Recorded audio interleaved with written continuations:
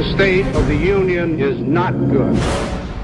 Our trade deficit is too large. We must not go back to unwise spending.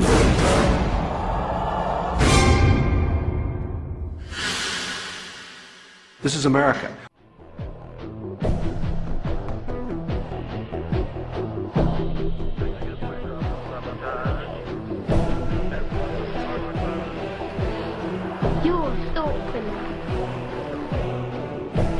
George Orwell once wrote that the great enemy of clear language is insincerity.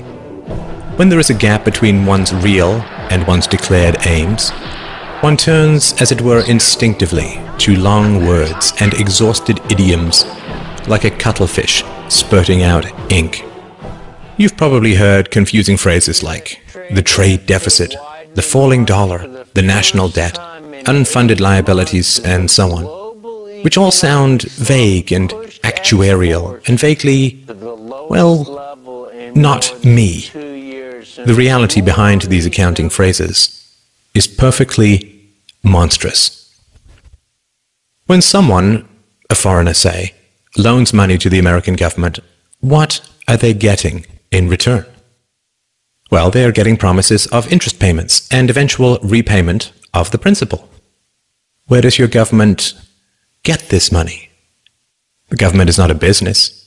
It does not generate profits in the free market.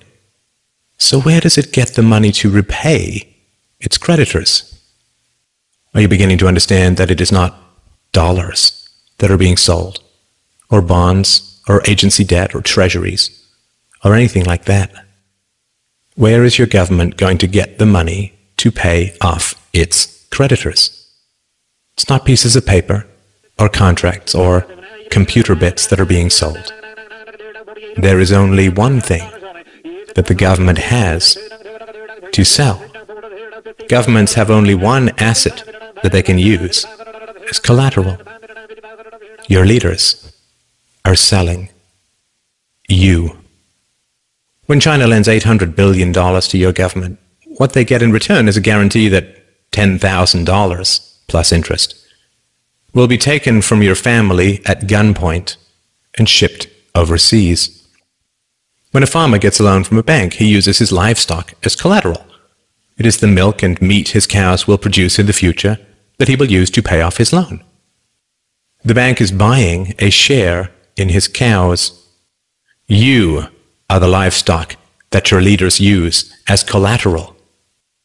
The leaders that you cheer for and throw parades for and drop balloons behind and donate money to are selling you to Chinese rulers, to the Japanese, to the Nigerians, to South American drug lords with accounts in the Caribbean banking centers, to Russia, to Korea, to Egypt, to Colombia, to Chile, to the Philippines, to Malaysia, and anyone else who is willing to give them a few dollars in return for the blood, sweat, and toil of your future.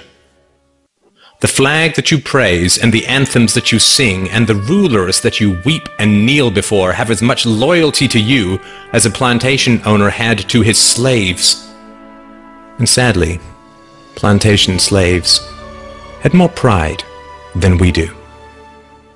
Plantation slaves did not generally praise their masters for selling them off, for auctioning off the lives, hopes, dreams, and futures of their own little children.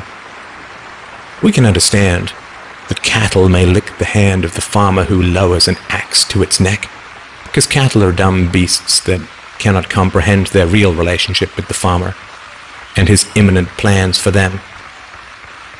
What is our excuse? When we chant, USA, USA, USA, when we cheer and bow and beg and scrape and sing and weep with joy that some new farmer now presides over the wholesale dismantling and sale of our family's futures, when we love with obsessive emptiness the leaders who laugh while they auction us off to every tin pot dictator and stockbroker the world over, what is our excuse? Has our pride been so broken that we lunge with pathetic joy at every new silver-tongued demagogue who pretends to care for us even a tiny little bit?